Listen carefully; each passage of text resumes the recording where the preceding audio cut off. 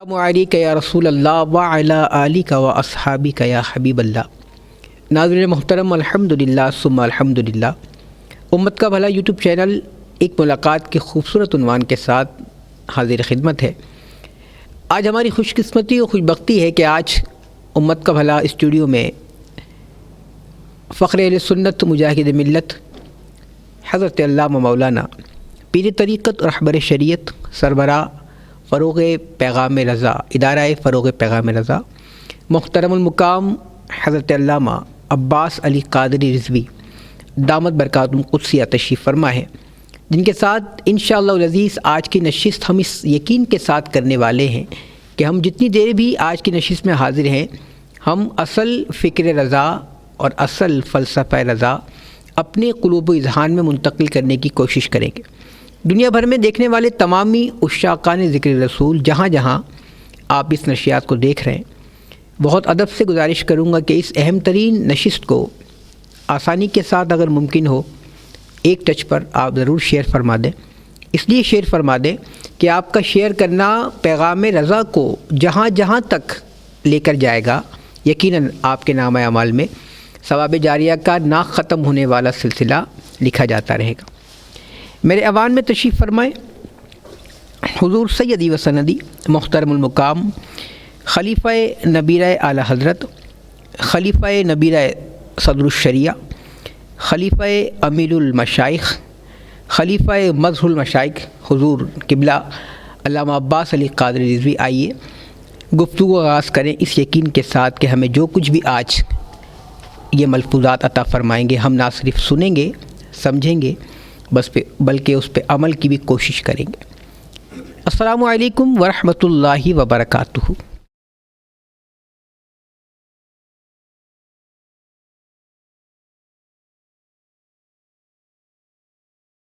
پاکستان کی تمام ٹیم کے ساتھ آپ کا بہت زیادہ مشکور و ممنون کہ آپ نے شفقت فرماتے ہوئے آج کی اس نشست کے لیے وقت نکالا۔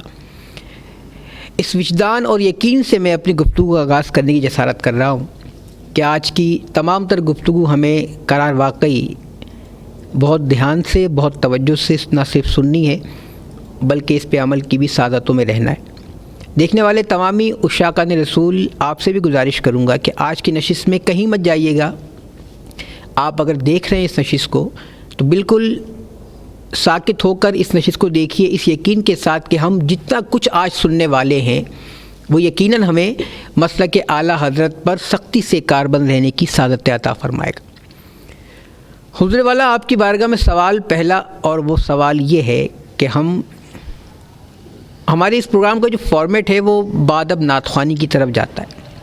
ہماری کوششیں یہ ہیں کہ ہم کاش کے کچھ ایسا کر جائیں، کاش کچھ ایسا ریکارڈ چھوڑ جائیں کہ ہم نعت خوانی کو بادب انداز میں وجدان کے ساتھ کیف و سرور میں روحانیت کے ساتھ پیش کرنے کی سعادتوں میں دوبارہ داخل ہو سکیں۔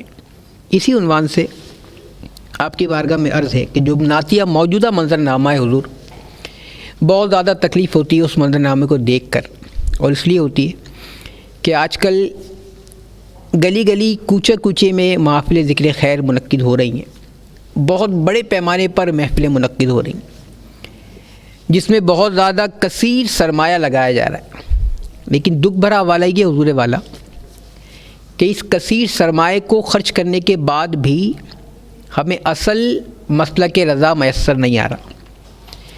کیا وجوہات ہیں، کیا وہ محرکات ہیں، کیا وہ عوامل کار فرما ہیں ان تمام تر محفل کی کو آرگنائز کرنے کے ارد گرد موجود؟ وہ کیا جال ہے کہ جس جال کی وجہ سے ہم اصل فکر رضا اور اصل فلسفہ رضا سے بہت دور چلے گئے؟ پروفیشنل نعت خوانی ہو گئی، نعت خوانی نے ایک انڈسٹری کا روپ دھار لیا، نعت خوانی نے باقاعدہ پلاننگ کے ساتھ بہت سی جاب میں بہت سے لوگوں کو اپوائنٹ کر کے ان کو سیلری والا بنا دیا۔ آج کی نعت خوانی صرف اور صرف ارننگ کی غرض سے کی جا رہی ہے۔ یہ پہلا سوال ہے آپ کی بارگاہ میں، آپ کیا ارشاد فرماتے ہیں؟ نعت خوانی کس انداز میں منعقد کی جائے، نعت خوانی میں کس انداز میں شرکت کی جائے، نعت خوانی اصل اور قرار واقعی کس انداز میں کرنی چاہیے؟ آپ کیا ارشاد فرمائیں گے؟ نحمده ونسلم على رسوله الكريم اما بعد اعوذ بالله من الشيطان الرجيم بسم الله الرحمن الرحيم لتؤمنوا بالله ورسوله وتعزروه وتعطروه وتصبحوه بكرة وأصيلا صلى الله على النبي الأمي وآله صلى الله عليه وسلم صلاة وسلاما عليك يا سيدي يا رسول الله. نعت پاک مصطفیٰ صلی اللہ علیہ وسلم اور ادب یہ لازم اور ملزوم ہے. نعت رسول خدا سرور کون و مکان سید الانبیاء احمد مجتبیٰ جناب محمد مصطفیٰ صلی اللہ تعالی علیہ وسلم کی تعریف، آپ کی مدح سرائی اور آپ کی شان بیان کرنا، اور ادب کے ساتھ، کیونکہ اللہ تبارک و تعالی نے اہل ایمان کو یہی طریقہ ارشاد فرمایا. آپ اندازہ لگائیے کہ سورہ بقرہ کی میں پہلی جو آیت اللہ تبارک و تعالی نے یا ایھا الذین آمنو کہ عالی شان خطاب سے مسلمانوں کو مخاطب کیا، تو اس میں سکھایا کیا؟ اس میں ادب سکھایا. اپنے محبوب سید عالم خاتم النبیین احمد مجتبیٰ محمد مصطفیٰ صلی اللہ علیہ وسلم کی تعظیم سکھائی، اور آپ کی بارگاہ ناز میں کن جملوں کا استعمال کرنا ہے، اور آپ کی بارگاہ اقدس میں اگر کوئی شبے والا جملہ بولا جا رہا ہے تو اس سے منع کر دیا گیا. یا ایھا الذین آمنوا لا تقولوا راعنا وقولوا انظرنا واسمعوا وللکافرین عذاب الیم. آپ دیکھیے کہ نبی کریم علیہ السلام کے اصحاب رضی اللہ عنہم جب حضور کی بارگاہ میں بیٹھتے اور حضور ان سے گفتگو فرماتے، تو اگر کوئی بات ان تک پہنچ نہ پاتی، جب وہ اس کی اصل تک نہ پہنچ پاتے تو کہتے راعنا، یا رسول اللہ ہماری رعایت کیجیے اور یہ بات دوبارہ ارشاد فرما دیں. ان کی نیت بھی بے ادبی کی نہ ہوتی اور نہ ان کا ارادہ بے ادبی کا ہوتا، لیکن اہل یہود نے اسی لفظ سے مماثلت رکھنے والا ایک لفظ ذرا سا کرا کر کے کہنا شروع کیا، راعنا، جس کا معنی بنتا تھا بے وقوف، معاذ اللہ. تو اب اللہ تبارک و تعالیٰ کو اپنے محبوب علیہ السلام کی عزت و ناموس اتنی عزیز ہے. عقل تو یہ کہتی ہے کہ اللہ تبارک و تعالیٰ ان کی مذمت کرتا یہود و نصارہ کی کہ جنہوں نے حضور علیہ السلام کی بارگاہ میں بے ادبی کی، لیکن اللہ تبارک و تعالیٰ نے اپنے محبوب علیہ السلام کی عظمت و شان کو مزید واضح کرنے کے لیے اس لفظ کے استعمال ہی سے منع فرما دیا کہ جس کا ملتا جلتا کوئی لفظ بھی بے ادبی کا بنتا ہو. فرمایا یا ایھا الذین آمنوا لا تقولوا راعنا، اے ایمان والو اب تم میری محبوب کی بارگاہ میں راعنا لفظ استعمال مت کرو. تو یہ ادب کا پہلا درس ہے جو ایمان والوں کو سکھایا جا رہا، اور پھر خود اللہ تبارک و تعالیٰ یہ بات بھی ارشاد فرما رہا ہے کہ کیا کہا جائے میرے محبوب کی بارگاہ میں، پھر کون سا لفظ استعمال کرو، نعم البدل کیا ہے. تو فرما وقولوا انظرنا، جب میرے محبوب علیہ السلام کو مخاطب کرو تو کہو انظرنا یا رسول اللہ صلی اللہ علیہ وسلم، ہم پر نظر کرم فرمائی. اور پھر فرمایا واسمعوا، جب تم میرے محبوب کی بارگاہ میں بیٹھو تو بڑی توجہ کے ساتھ ان کا کلام سنا کرو تاکہ ان کو دوبارہ کہنے کی زحمت نہ اٹھانا پڑے. وَلِلْكَافِرِينَ عَذَابٌ أَلِيمٌ، اور یاد رکھو کہ اللہ تبارک و تعالیٰ نے کافروں کے لیے دردناک عذاب تیار کر رکھا ہے. اللہ تو ادب مصطفیٰ صلی اللہ علیہ وسلم اللہ تبارک و تعالیٰ نے اہل ایمان کو سکھایا اور بتایا ہے۔ اور اللہ تبارک و تعالیٰ نے یہ بات بھی رکھی، جیسے جو آیت مقدسہ میں نے پڑھی کہ تؤمنوا باللہ ورسولہ، اللہ اور اس کے رسول پر ایمان لاؤ، وتعزروہ وتوقروہ، اور میرے رسول کی تعظیم کرو اور توقیر کرو۔ اس کے بعد فرمایا وتسبحوہ بکرۃ واصیلا، پھر تم اللہ تبارک و تعالیٰ کے نام کی پاکی بیان کرو، صبح و شام اس کی تسبیح بیان کرو۔ تو تعظیم مصطفیٰ، اگر کوئی نعت پڑھنے والا اس سے واقف نہیں ہے اور ادب مصطفیٰ، تعظیم مصطفیٰ کو ملحوظ خاطر نہیں رکھتا، تو اس کا نعت پڑھنا یقیناً دنیاوی طور پر تو شاید اسے نفع دے گا، لیکن آخرت میں اس کے لیے کوئی حصہ نہیں۔ حتیٰ کہ نعت کے اشعار، نعت جو پڑھ رہا ہے کلام، وہ تو ادب اور احترام اور تعظیم کا یقیناً وہ مرکز اور منبع ہوگا، لیکن اس کے پڑھنے کا انداز بھی بتائے گا کہ وہ تعظیم سے پڑھ رہا ہے، ادب سے پڑھ رہا ہے یا احترام سے پڑھ رہا ہے۔ آج زمانہ بدل گیا، پہلے کا دور ایسا تھا کہ بارگاہ رسالت معاب صلی اللہ علیہ وسلم میں جب بھی کوئی نعت پڑھتا تو وہ اپنے ہاتھوں کو باندھ دیتا تھا ادب کی وجہ سے، نظروں کو جھکا لیتا تھا اور آنکھیں اکثر بند ہوتی تھیں، اور بارگاہ رسالت معاب صلی اللہ علیہ وسلم میں نعت پڑھی جا رہی ہوتی تھی، نہ ہاتھ ہلتے تھے اور نہ بار بار سبحان اللہ اور ماشاء اللہ کہنے کا تقاضا کیا جاتا تھا، بلکہ لوگ خود رفتگی کے عالم میں خود ہی سبحان اللہ اور ماشاء اللہ کہتے، اشک بار آنکھوں سے لوگ نعت سنتے تھے۔ اور یہ وہ محافل نعت ہوا کرتی تھیں کہ جن محافلوں میں دیدار مصطفیٰ صلی اللہ تعالی علیہ وسلم سے لوگ مشرف ہوتے، یا ان محافل کی برکت سے لوگ اللہ تبارک و تعالیٰ کے رسول صلی اللہ علیہ وسلم کے دیدار سے مشرف ہو جاتے تھے، تو وہ محافل سبب بن جاتی تھی۔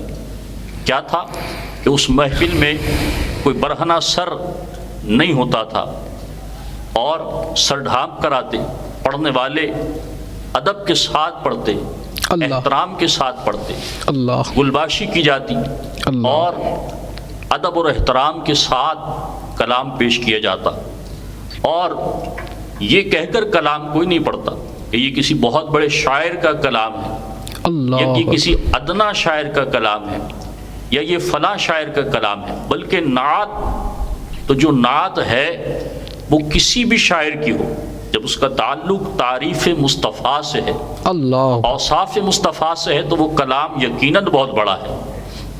اور اعلیٰ حضرت رحمۃ اللہ تعالیٰ علیہ کی تعلیمات اس حوالے سے بہت واضح ہیں۔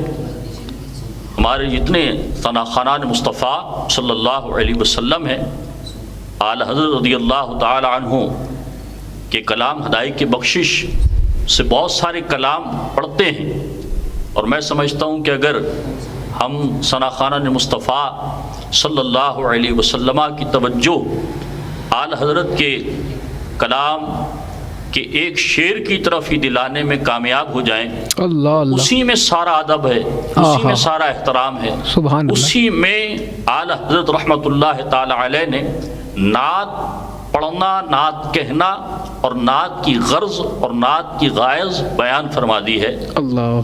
بہت طویل قصیدہ اعلیٰ حضرت کا قصیدہ معراج، آپ نے اس کے مقطع میں سے پہلے ارشاد فرمایا ثناء سرکار ہے وظیفہ، قبول سرکار ہے تمنا، نہ شاعری کی حوث نہ پرواہ، ردیف کیا کیسے کافی ہے۔ یہ امام اہل سنت رضی اللہ تعالیٰ عنہ کا پیغام ہے قیامت تک آنے والے نعت خوان حضرات کے لیے، کہ نبی کریم علیہ السلام کی تعریف اور حضور کی توصیف اور حضور کی نعت پڑھنا یہ محض وقت گزاری کے لیے نہیں، صرف محفل کو گرمانے کے لیے نہیں، محفل کو جمانے کے لیے نہیں، بلکہ سرکار کی تعریف سرکار دو عالم نور مجسم صلی اللہ علیہ وسلم کی نعت، تو یہ تو آپ کی زندگی کا وظیفہ ہونا چاہیے۔ اللہ اللہ، اٹھتے بیٹھتے آپ سراپا نعت ہو، صرف آپ کے لب اور آپ کی آواز ہی نعت نہ پیش کر رہی ہو، بلکہ آپ کا سارا وجود نعت پڑھ رہا ہو، اور آپ کے وجود سے جھلک رہا ہو کہ آپ رسول اللہ صلی اللہ علیہ وسلم کی نعت پڑھتے ہوئے کتنے مؤدب ہیں۔ اللہ تو اکبر، فرمایا ثناء سرکار ہے وظیفہ، اور پھر اس پر طلب کیا ہے؟ یہ طلب نہیں ہے کہ بہت بھاری بھرکم لفافہ ملے، یا لوگ یہ کہیں کہ آپ نے محفل لوٹ لی، یا لوگ یہ کہیں کہ بھئی آپ نے کمال کر دیا، آپ نے تو محفل میں جان ڈال دی، یہ بھی نہیں۔ اور یہ بھی غرض نہ ہو کہ لوگ میری نعت سن کر رو پڑیں، اللہ اللہ، محض یہ بھی نہ ہو کہ میں اپنی آواز میں ایسا اتار چڑھاؤ پیدا کروں بناوٹی طور پر کہ جسے لوگ یہ سمجھیں کہ شاید رکت طاری ہو گئی ہے پڑھنے والے پر، نہیں، بلکہ جن کی نعت پڑھ رہے ہیں وہ ہمارے دلوں سے باخبر ہیں، ہمارے احوال سے باخبر ہیں۔ شک، تو فرمایا قبول سرکار ہے تمنا۔ اللہ اللہ، اب وہ قبول سرکار جب تمنا ہے تو چاہے بند کمرے میں بیٹھ کر نعت پڑھے، وہی کیفیت اس کی بڑی محفل میں ہونی چاہیے، بڑے سے بڑے سٹیج پر وہی کیفیت ہونی چاہیے جو 4 آدمیوں میں بیٹھ کر پڑھنے والی ہے، تو وہ قبولیت کے درجے پر پہنچ جائے گی۔ اللہ اکبر، اور اعلیٰ حضرت نے فرمایا نہ شاعری کی حوث نہ پرواہ، ردیف کیا کیسے کافیت۔ آپ دیکھیں آج تو ہمارے ثناء حضرات سے معذرت کے ساتھ عرض کروں گا کہ باضابطہ میلاد شریف کے مہینے کے آنے سے پہلے کہتے ہیں کہ اس بار میرا نیا کلام آنے والا ہے۔ اللہ اللہ اکبر، ربیع الثانی شریف کے حوالے سے پہلے سے اعلان کیا جاتا ہے کہ میرا منقبت غوث پاک رضی اللہ تعالیٰ عنہ کی آنے والی ہے۔ تو آپ اپنا البم بڑھانے کے لیے، آپ اپنی نعت کی تعداد بڑھانے کے لیے، یہ شعراء حضرات اپنے کلام بڑھانے کے لیے اور دیوان کو مزید موٹا کرنے کے لیے اگر نعت کہتے ہیں تو پھر یہ بارگاہ رسالت معاب صلی اللہ علیہ وسلم کی نعت کی خدمت نہیں ہے، اللہ اکبر، یہ اپنی ذات کی خدمت ہے اللہ اور اپنے نام کی خدمت ہے۔ امام علیہ سنت تو فرماتے ہیں نہ شاعری کی حوث نہ پرواہ، ردیف کیا کیسے کافیت ہے۔ اللہ اللہ، فرمایا کہ بس اتنی غرض ہے کہ حضور کی بارگاہ میں مستجاب ہو جائے۔ آمین، تو میں یہ عرض کر رہا تھا کہ ادب، سراپا ادب ہونا ضروری ہے۔ شک، میں عرض کروں کہ صرف یہی نہیں کہ نعت پاک مصطفیٰ صلی اللہ تعالیٰ علیہ وسلم پڑھتے ہوئے جب آپ اسٹیج پر بیٹھے ہوئے نعت سن بھی رہے ہیں تو آپ پر لازم ہے کہ آپ بادب بیٹھیں۔ اللہ اکبر، آپ دیکھیے کہ عصر حاضر میں جن چیزوں سے ہمارا سابقہ پڑتا ہے وہ اس قدر نگفتہ بے ہیں کہ اللہ علمان الحفیظ، یعنی کوئی منہ میں گٹکا لیے بیٹھے ہے، اللہ، کوئی نسوار لیے بیٹھے ہے، اللہ اکبر، کوئی جو ہے وہ چائے کی چسکیاں لے رہا ہے اور کوئی کافی پی رہا ہے، جبکہ آپ نعت پاک مصطفیٰ سننے کے لیے آئے ہیں تو ہمتن گوش ہونا چاہیے، اور پڑھنے والا تو اس کی تو زیادہ ذمہ داری ہے کہ وہ حضور کی نعت پڑھ رہا ہے اور اس نے حضور کی نعت پڑھنی ہے۔ اسی لیے کہہ کر گئے کہنے والے 1000 بار بھی شویم دہن سے مشک و گلاب، اللہ، انوز نام تو گفتن کمال بے ادبی۔ اللہ اکبر، کہتے ہیں کہ اگر میں اپنے منہ کو 1000 بار بھی دھو لوں مشک اور گلاب سے سبحان اور اللہ، پھر بھی پیارے آقا مدینے کے تاجدار خاتم النبیین صلی اللہ علیہ وسلم کا نام لوں تو اس کو بھی بے ادبی محسوس کرتا ہوں۔ تو آج ہم اپنی عدالت میں دیکھیں کہ ہم کہاں کھڑے ہیں اور ہم حضور علیہ السلام کی نعت کے ساتھ کیا کر رہے ہیں۔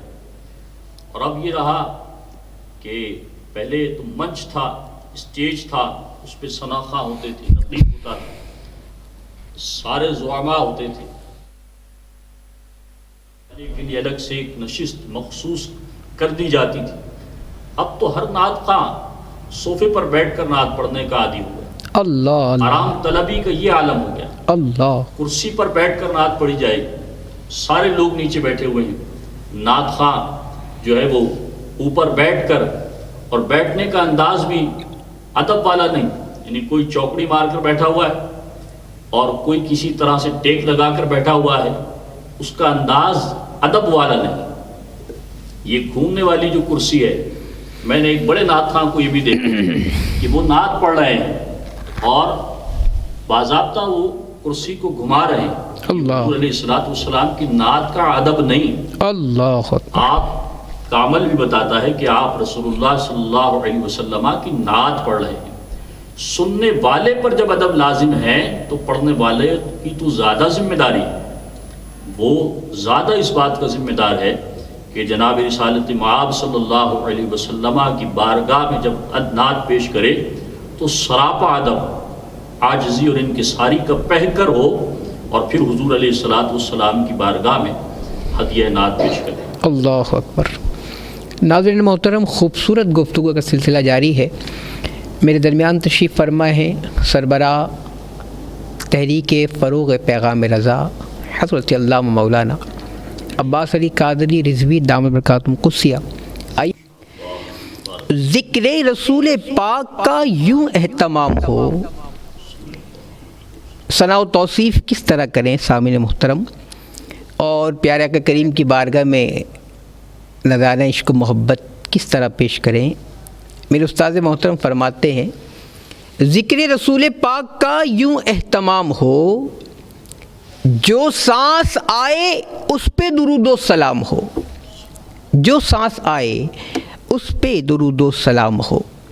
ناظرین محترم، آئیے ایک مرتبہ پھر ایک سوال کرنے کی جسارت کرتے ہیں حضرت علامہ کی بارگاہ میں، اور وہ سوال اس انداز میں پیش کر رہا ہوں، بہت ہی معتدل، بہت تحمل کے ساتھ یہ سوال پیش کرنے کی ہمت کر رہا ہوں۔ حضرت دور حاضر کا منظرنامہ، نعتیہ منظرنامہ بالخصوص، اور مسند حسان کچھ ایسے لوگوں کے قبضے میں نظر آتا ہے کہ جن کا نعت کی نورانیت سے قطعی کوئی تعلق نہیں ہے۔ نعتیہ منظرنامہ ان احباب کے قبضے میں ہے، ان کی گرفت میں ہے، ان کی پہنچ میں ہے، ان کے ارینج میں ہے کہ نعت شریف کا نور جن کے سینے میں داخل ہی نظر نہیں آتا۔ کچھ ایسے احباب بھی مسند پر نعت خواں کے طور پر دیکھے جاتے ہیں کہ جو ناباشرہ ہوتے ہیں، بظاہر صوم و صلات سے بھی دور نظر آتے ہیں، مگر بہت بڑے بڑے بلند قد کے ساتھ ان کا اناؤنس کیا جاتا ہے، اور جب وہ مائک پر آتے ہیں اور نعت شریف پیش کرتے ہیں تو اکثر ایسا دیکھا گیا کہ محفل میں بیٹھے ہوئے کسی ایسے شخص کو کہ جو بہت رچ پارٹی ہے، مضبوط اسامی ہے، ائمہ کرام کو اگنور کر کے ان کو فوقیت دی جاتی ہے، نعت خواں کے مائک سے ان کو اہمیت دی جاتی ہے، اس لیے کہ وہ ان کو اسٹیج پر آ کر سب کے سامنے، کیمرے کے سامنے نوازنے والا ہے۔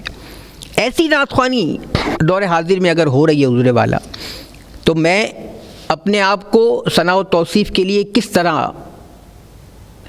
ایمانداری کے ساتھ پیش کر سکوں اس نعتیہ منچ پر، اس منظرنامے پر، اس دکھ بھرے حوالے سے آپ کیا ارشاد فرمائیں گے تمام سننے والوں کو؟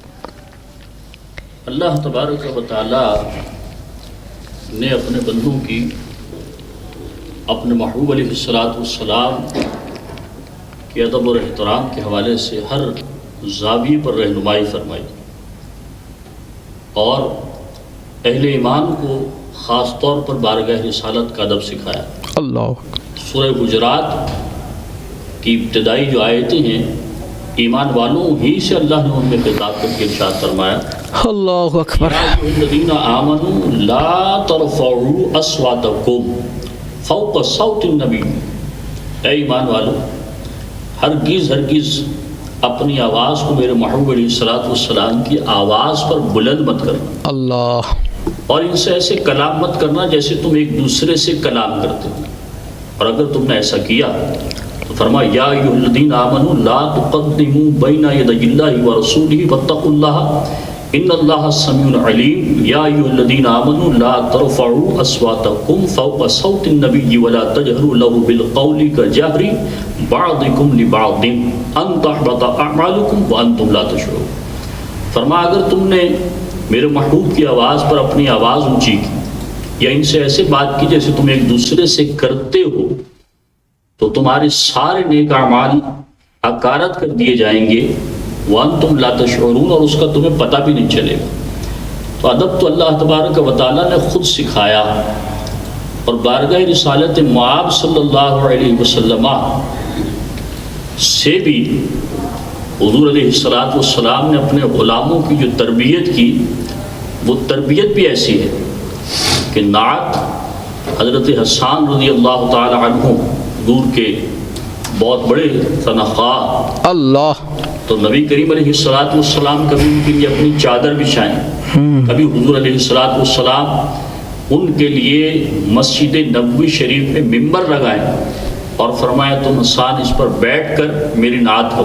سبحان اللہ سبحان. لیکن اگر عصر حاضر کا کوئی ثناخواہ اس کو یوں کہے کہ اوپر بیٹھ کر نعت پڑھنا یہ حضرت حسان کی سنت ہے اور نیچے بیٹھ کر نعت سننا یہ رسول اللہ کی سنت ہے، تو میں سمجھتا ہوں کہ یہ درست نہیں ہے. اسے اپنے الفاظ پر غور کرنا چاہیے، اس لیے کہ یہ نبی کریم علیہ السلام نے ان کو اعزاز دیا اور بتایا کہ میرے ثناخواہ کی کیا عزت و حرمت ہے. اللہ حضور اکبر. کا نہیں بیٹھنا تو حضور علیہ السلام چاہے زمین پر جلوہ گر ہو پھر بھی حضور علیہ السلام فرش پر بیٹھ کر بھی وہ عرش نشین ہے. اللہ اکبر. اسی لیے امام اہل سنت نے جو بات فرمائی وہی لا مکان کے مکی ہوئے سر عرش تخت نشی ہوئے. یہ نبی ہیں جن کے ہیں یہ مکان، وہ خدا ہے جس کا مکان ہے. اور نعت کا جو شعبہ ہے فی الحال عصر حاضر میں ان لوگوں کے ہاتھ میں ہے جو شریعت مطہرہ پر کما حق ہوا عامل نہیں ہے، شریعت مطہرہ سے ناواقف ہیں. اور اس کی سب سے بڑی وجہ یہی ہے کہ وہ اپنے مال کو کیش کراتے ہیں. اللہ. ان کے پاس پیسہ ہے، دولت ہے، اور نعت حضرات سے معذرت کے ساتھ، عصر حاضر کے شرحاء حضرات سے معذرت کے ساتھ کہ یہ بھی اپنے موبائلز میں انہی کے نمبر محفوظ کرتے ہیں جو صاحب ثروت ہیں. اللہ اکبر. اس سے ان کو کوئی تعلق یا واسطہ نہیں ہے کہ وہ شریعت مطہرہ کا پابند ہے یا نہیں، اس کے چہرے پر داڑھی ہے یا نہیں، اور داڑھی اگر ہے تو وہ سنت کے مطابق ہے یا نہیں، اس کا لباس کیسا ہے، وہ برہنہ سر گھومتا پھرتا تو نہیں ہے، یعنی اس سے سروکار نہیں. بس یہ سروکار ہے، اس سے ہے کہ اس کے پاس گاڑی اچھی ہے، مجھے لینے آ جائے گا اور مجھے بہت اچھے نذرانے دے گا، اور جب میں نعت پڑھوں گا تو بہت سارے نوٹ مجھ پر یہ لٹائے گا، اور پھر اس کا دیکھا دیکھی بہت سارے مالدار لوگ جو ہے وہ نوٹ لٹائیں گے. تو آپ دیکھیے کہ کسی بھی بدعمل شخص کو جو شریعت مطہرہ پر کی کھلا خلاف ورزی کرتا ہو اس کی تعظیم کرنا یہ اسلام کی توہین کرنا ہے، اللہ یہ اکبر. دین کی توہین کرنا ہے. اس لیے کہ اگر کوئی ذی علم آدمی یعنی ثناخواہ ظاہری اس کا حلیہ عالموں والا ہی ہوتا ہے، آج کل جیسے عوامہ شریف الحمدللہ پہنتے ہیں ثناخواہ، داڑھی ہے، لباس اچھا ہے، تو یہ لوگ سمجھتے ہیں کہ یہ شریعت کو اچھی طرح جانتے ہیں. تو یہ اگر کسی دنیا دار شخص کو عزت دے رہے ہیں صرف اس وجہ سے کہ مال کے لیے، تو پھر اللہ کی بارگاہ میں آپ کو جواب دینا ہوگا. اللہ اکبر. آپ ایک مسجد کے امام یا مسجد کے مؤذن یا ایک حافظ قرآن کو وہ عزت اور وہ وقار نہ دیں، اور صاحب ثروت اور دولت مند آدمی کو آپ عزت اور وقار دیں اور ان کا نام لیں اور ان کی نظر شیئر کریں، تو یہ آپ خود نعت خوانی کے ساتھ ناانصافی کر رہے ہیں اور اپنے لیے جو ہے وہ اچھا نہیں کر رہے. اللہ. آخرت میں یقیناً آپ کو اس کا جواب ضرور دینا پڑے گا. سبحان. ہم سب کو اس پر غور کرنا چاہیے.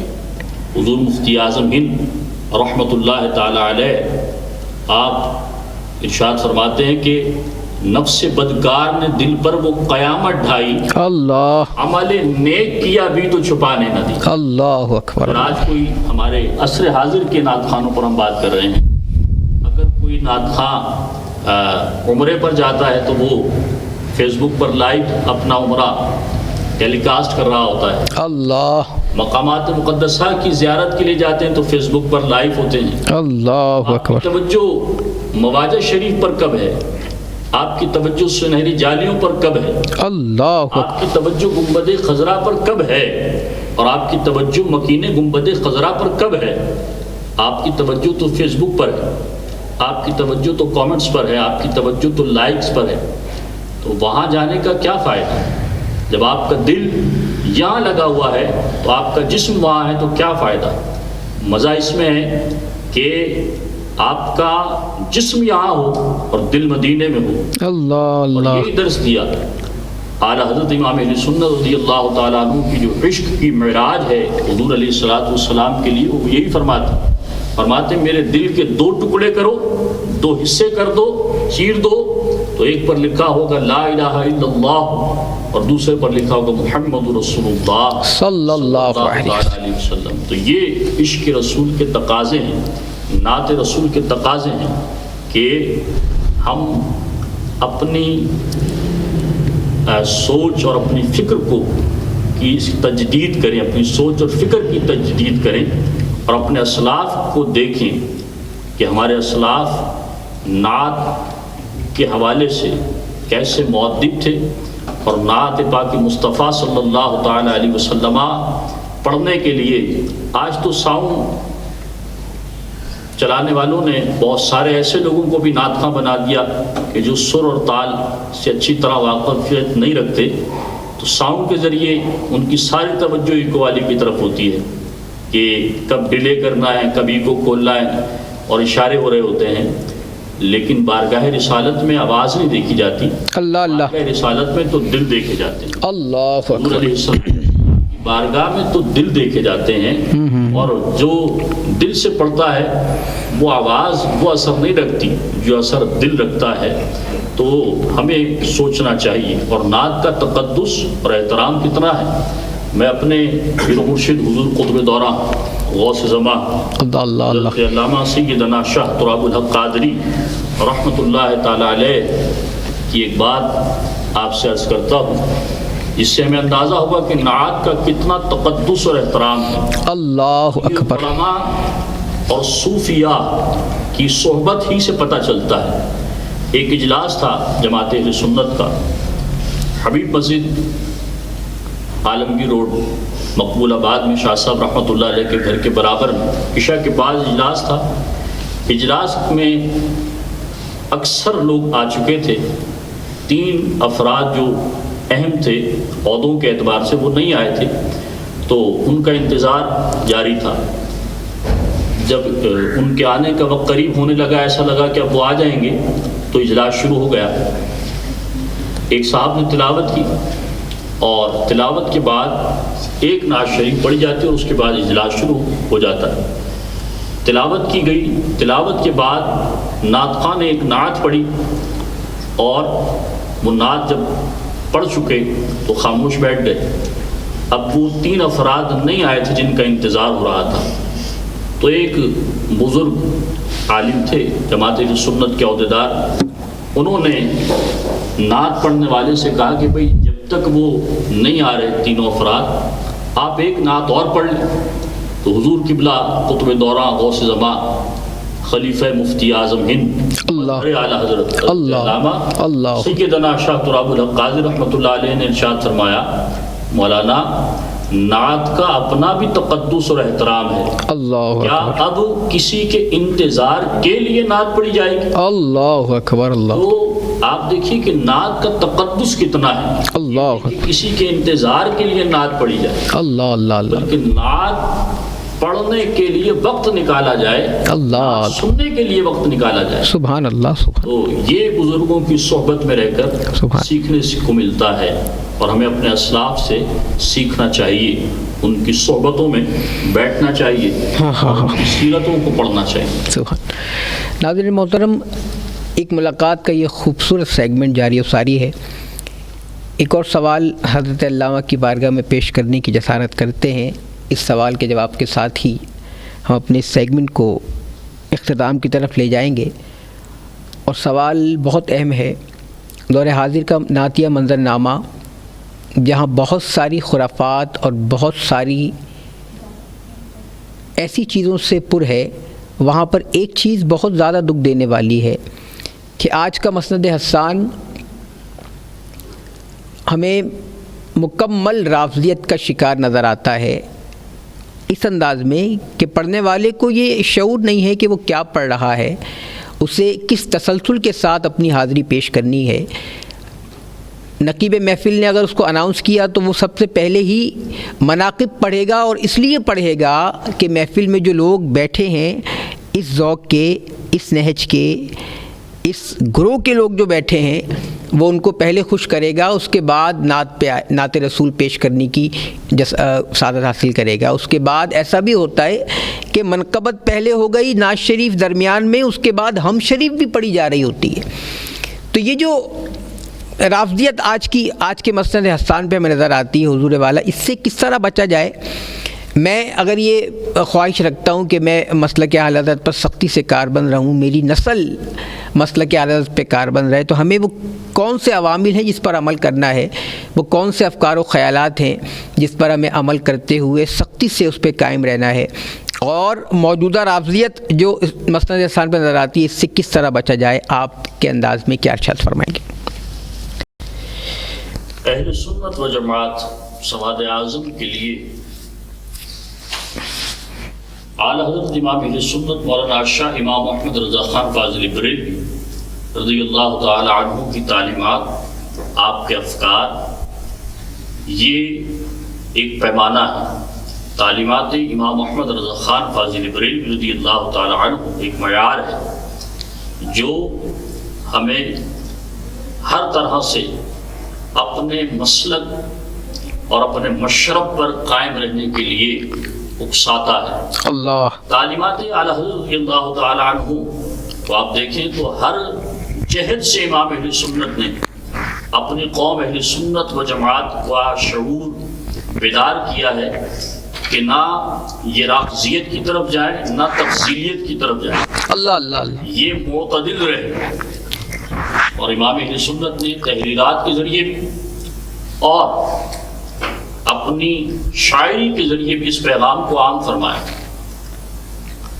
اہل سنت کا ہے بیڑا پار اصحاب حضور، اللہ اللہ اللہ، نجم ہے اور ناؤ ہے عطرت رسول اللہ کی، سبحان اللہ سبحان اللہ۔ صحابہ کا بھی ذکر کیا اور حضور کے آل اور عطرت کا بھی ذکر کیا، اور فرمایا جنا بنے کی محبان چار یار کی قبر، اللہ اللہ، سینے میں یہ چار باغ لے کے چلے، سبحان اللہ سبحان اللہ۔ اور پھر دیکھیے قصیدہ نور میں فرماتے ہیں تیری نسل پاک میں ہے بچہ بچہ نور کا، اللہ عین نور تیرا سب گھرانہ نور کا، سبحان اللہ سبحان۔ اور پھر اس کو اور واضح کر کے بتاتے ہیں کہ کوئی اور کچھ اور نہ سمجھ جائے، فرماتے ہیں نور کی سرکار سے پایا دوشالہ نور کا، اللہ اللہ، وہ مبارک تم کو ذوالنورین جوڑا نور کا۔ سبحان اللہ سبحان اللہ۔ عثمان غنی رضی اللہ تعالیٰ عنہ کا بھی ذکر کر دیا تاکہ کوئی اور اس شعر کو کسی اور معنی میں نہ لے جائے۔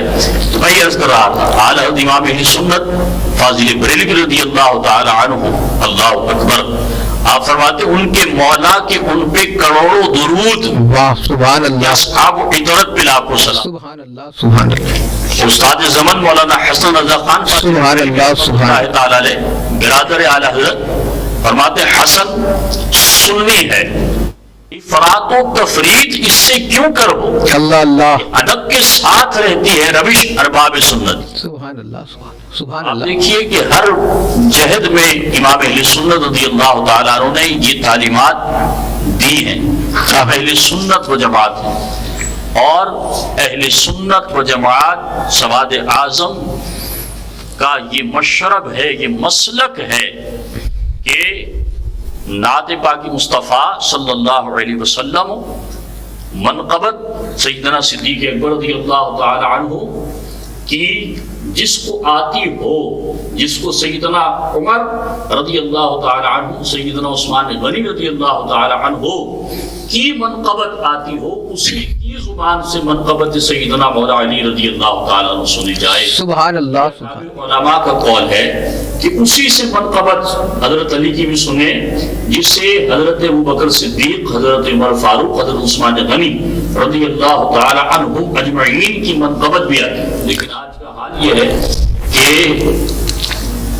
قریب ماضی میں، اب تو ماشاءاللہ سے ہمارے چند شعراء نے مناقب لکھی ہیں، اب پڑھی جا رہی ہیں، ورنہ قریب میں ایسا ہوتا تھا کہ کسی سے آپ کہیں کہ عثمان غنی رضی اللہ تعالیٰ عنہ کی شہادت کے ایام چل رہے ہیں، ذی الحج کا مہینہ ہے، تو آپ عثمان غنی رضی اللہ تعالیٰ عنہ کی منقبت پڑھ دیں، کہ مجھے یاد نہیں۔ اللہ اللہ اللہ۔ سیدنا صدیق اکبر رضی اللہ تعالیٰ عنہ کی منقبت پڑھ دیں، کہ مجھے یاد نہیں۔ حضرت عمر رضی اللہ تعالیٰ عنہ کی منقبت پڑھ دیں، کہتے مجھے یاد نہیں۔ جبکہ آپ دیکھیں کہ اہل سنت و جماعت کا جو طریق ہے، اکابرین کی کتابیں اٹھا کر دیکھیے، تاریخ الخلفاء امام جلال الدین سیوطی رحمۃ اللہ تعالی علیہ کی اہل سنت کا جو نظریہ ہے وہ دیکھیں کیسے۔ تاریخ الخلفاء میں سب سے پہلے حضرت سیدنا امیر المومنین حضرت ابوبکر صدیق رضی اللہ تعالیٰ عنہ کے فضائل بیان، سبحان اللہ، سبحان حضرت سیدنا فاروق اعظم رضی اللہ تعالیٰ عنہ کے فضائل بیان کی، پھر ان کے بعد حضرت سیدنا عثمان غنی رضی اللہ تعالیٰ عنہ کے فضائل بیان کی، سبحان اللہ، اور پھر حضرت سیدنا علی رضی اللہ تعالیٰ عنہ کے فضائل بیان فرمایا، اور پھر حضرت امام حسن رضی اللہ تعالیٰ عنہ کے فضائل بیان فرمایا۔ مطلب اس بات کو واضح کرنے کا مقصد یہ کہ اہل سنت کا مشرب یہی ترتیب فضیلت ہے، جیسے ترتیب خلافت ہے یہی ترتیب فضیلت ہے۔ سبحان اللہ۔ اور آپ دیکھیے اعلیٰ حضرت امام اہل سنت کے خلیفہ حضرت سر الفاضل بدر المماثل مولانا نعیم الدین مراد آبادی رحمۃ اللہ تعالی علیہ، جن کا حاشیہ کنز ایمان پر خزائن العرفان کے نام سے سبحان اللہ، سوانح کربلا، آپ اس کو مطالعہ کیجیے۔ سوانح کربلا میں انہوں نے سب سے پہلے محبت رسول صلی اللہ علیہ وسلم کا باب باندھا، اور اس کے بعد فضائل سیدنا صدیق اکبر بیان فرمائے، فضائل سیدنا حضرت عمر رضی اللہ تعالیٰ عنہ بیان کیے، پھر فضائل حضرت عثمان غنی رضی اللہ تعالیٰ عنہ بیان کیے، اور پھر فضائل حضرت علی رضی اللہ تعالیٰ عنہ بیان کیے، اور پھر فضائل حضرت حسنین کریمین رضوان اللہ تعالیٰ علیہ مجمعین بیان کیے، اور پھر واقعہ کربلا بیان فرمایا۔ سبحان۔ مطلب کیا ہے؟ مطلب یہ ہے کہ اہل سنت کی محافل، اہل سنت کے جلسے، اہل سنت کی محافلیں وہ نظریہ اہل سنت ہی پر سجائی جائیں، سبحان اللہ، اور اہل سنت کے اعتقاد ہی کو بیان کیا جائے، سبحان اللہ، عقائد اہل سنت ہی کو بیان کیا جائے، سبحان اللہ، نہ ہماری محافلوں میں تفضیلیت کا شبہ ہو، نہ رافضیت کا شبہ ہو۔ ہم اہل سنت معتدل ہیں، سبحان علیہ السلام کے آل کا بھی ادب کریں، اصحاب کا بھی کریں، آپ کی ازواج کا بھی کریں، آپ کی بنات کا بھی کریں، آپ کی امت کے اولیاء کا بھی کریں۔ یہ مسئلہ کہ اہل سنت و جماعت ہے، اور جو اس سے ذرہ برابر بھی آگے پیچھے ہو، ذرہ برابر، چاہے وہ جتنا بڑا نام ہے، اللہ، چاہے اس نے گزشتہ سالوں میں اہل سنت کی بہت خدمت کی ہو، اللہ، تو اگر پھسل گیا ہے، اللہ، اللہ، نظریات اہل سنت سے ہٹ گیا، اللہ، ضروریات اہل سنت سے اب وہ فرار ہو رہا ہے، تو پھر اب وہ ہمارے لیے لائق عزت نہیں۔ اللہ اکبر، اس کی شخصیت سے دین نہیں پہچانا، بلکہ دین سے اس کی شخصیت کو پہچانا تھا۔ سبحان اللہ، اگر وہ دین کا ہی نہیں رہا، مسلک کا ہی نہیں رہا، سبحان اللہ، مسلک اہل سنت و جماعت ہی سے وفادار نہیں رہا، ہمیں اس سے وفاداری کر کے کیا کرنی ہے؟ سبحان اللہ، ہمارا معیار صرف اور صرف یہ ہے کہ جو مسلک اہل سنت و جماعت کا مبلغ ہے، مسلک اہل سنت و جماعت پر نظریاتی طور پر مسلک اہل سنت و جماعت پر قائم ہے، وہی نعت خواہ نعت پڑھے، وہی مقرر بیان کرے جو نظریاتی اہل سنت و جماعت کا پیغام عوام کو دے، اسی کو اپنی محافلوں میں بلائیں، اسی کو اپنے جلسوں میں بلائیں، اسی نعت پڑھنے والے سے نعت سنیں جو عقائد اہل سنت سے واقفیت رکھتا ہو، ذرہ برابر بھی اونچ نہیں دیکھیں تو اسے فوراً رد کر دیں. یہی تعلیمات امام اہل سنت ہے. ناظرین محترم، آپ نے آج کی مبارک نشست کو سماعت کیا، اور میں پھر آپ سے گزارش کروں اس مؤدبانہ انداز میں کہ آج کی نشست اس لحاظ سے بھی اہم ہے، اور آج کی نشست اس لحاظ سے بھی شیئر کرنے کے قابل ہے کہ آج کی نشست میں ہم نے مسلک اعلیٰ حضرت پر سختی سے کاربند رہنے کے کچھ موتی سمیٹنے کی کوشش کی ہے، ریکارڈ پہ لانے کی کوشش کی ہے. امت کا بھلا یوٹیوب چینل اسی کوشش کے ساتھ، اسی جہد مسلسل کے ساتھ آپ کے درمیان موجود ہے کہ ہمیں مسند حسان پر رہ کر ثناء و توصیف پیش کرنے کی اگر سعادتیں مل رہی ہیں تو ہم قرار واقعی ادب کے ساتھ، قرار واقعی مسلک اعلیٰ حضرت پر کاربند رہتے ہوئے ان سعادتوں میں رہیں، نہ کہ ہم صرف دنیاوی طور پر مال و حشم جمع کرنے کی تگ و دو میں رہیں. نہیں، اگر نعت خوانی کرنی ہے تو قرار واقعی نعت خوانی کرنے کی سعادتوں میں رہیں. حضرت کی بارگاہ میں چلتے چلتے میں گزارش کروں گا کہ آپ ہماری اس سیگمنٹ کے حوالے سے کچھ ارشاد فرمانا چاہیں، اس میں کچھ بہتری کے موتی ہمیں عنایت فرمانا چاہیں اپنے انداز میں تو ضرور عنایت فرمائیں. ماشاءاللہ ایک بہت احسن اقدام آپ انجام دے رہے ہیں.